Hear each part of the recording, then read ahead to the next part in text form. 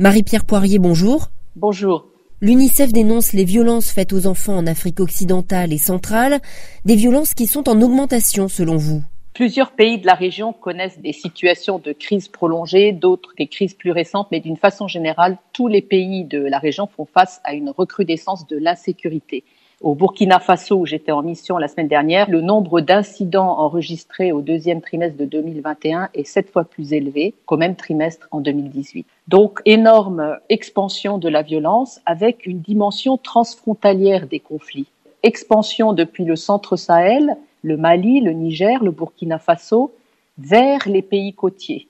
Le Togo, le Bénin, le Ghana, la Côte d'Ivoire, même la Guinée, au niveau des frontières, commencent à voir ces situations de violence armée contre les villages, contre les communautés.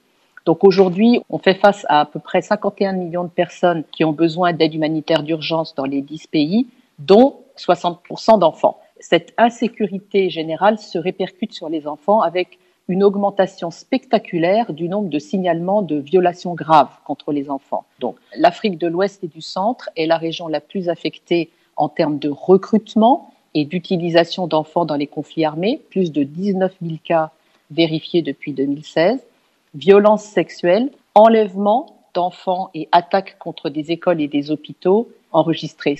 Vous avez évoqué le cas du Burkina Faso, les conflits au Sahel, mais les violences envers les enfants sont aussi observées en Afrique centrale. Alors, c'est vrai que le centre Sahel n'est que l'une des zones où la violence fait rage.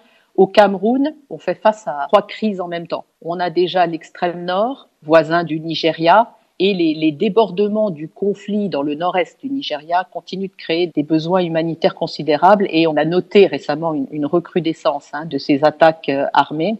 Et puis à ce conflit dans l'extrême nord, il faut ajouter ce qui se passe au nord-ouest et sud-ouest du pays avec une recrudescence. Alors là, c'est plutôt des enlèvements et des exécutions d'écoliers et d'enseignants avec les groupes armés qui refusent le système éducatif du gouvernement et le gouvernement qui souhaite au contraire l'imposer. Donc là, les estimations donnent à peu près 1 million d'enfants camerounais en besoin de protection et surtout, de notre point de vue, une violence qui de plus en plus touche les acteurs humanitaires. Et puis on a aussi la République centrafricaine, là beaucoup d'augmentation des violations des droits des enfants au cours des premiers mois de cette année, avec une insécurité et des tensions peut-être encore exacerbées par les élections. Le nombre de cas de violences sexuelles multiplié par presque 5 entre le dernier trimestre de l'année dernière et le premier de 2021.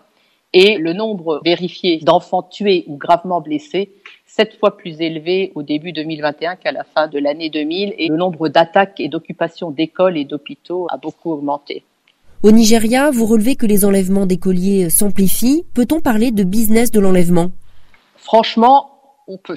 Au moins 950 élèves ont été enlevés par des hommes armés dans les établissements scolaires depuis décembre et beaucoup d'entre eux sont encore portés disparus. Certains sont libérés, y compris, comme vous y faisiez allusion, à suite de rançons que les familles payent, mais on fait face à des enlèvements de masse. Le plus grand nombre de ces violations touche l'État de Borno, donc au nord-est, mais ce qui nous préoccupe beaucoup, c'est qu'on voit une augmentation très nette dans le nord-ouest, ce qui montre que même à l'intérieur du Nigeria, ces phénomènes de violence s'accentuent. La demande de rançon est une des caractéristiques, mais on voit aussi une augmentation du recrutement et des enfants dans les groupes armés, les garçons pour le combat, mais aussi malheureusement les filles comme esclaves sexuelles.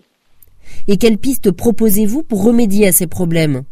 On a noté que ces crises touchent différents pays et ont une dimension transfrontalière. Donc nous sommes en train d'essayer d'intensifier les actions collectives multi-pays pour connecter les acteurs de chaque côté des frontières parce que ces mouvements de population et ces enfants qui sont en difficulté ne peuvent pas passer au travers des mailles du filet. Et très important de ne pas faire simplement les choses dans le court terme, mais d'essayer de rebâtir des systèmes là où les gens arrivent. Deuxième idée, mettre l'accent sur les jeunes pour pouvoir mettre en valeur leur potentiel en leur donnant des opportunités de contribuer positivement à leur communauté. Troisième idée, peut-être l'engagement des communautés pour trouver des solutions qui répondent vraiment aux besoins. Et puis l'aspect soutien psychologique et psychosocial, parce que l'eau potable, la santé, l'éducation, c'est important, mais un appui et un accompagnement pour essayer de gérer ces expériences traumatisantes est très important, y compris pour que la réintégration soit un succès. Marie-Pierre Poirier, merci.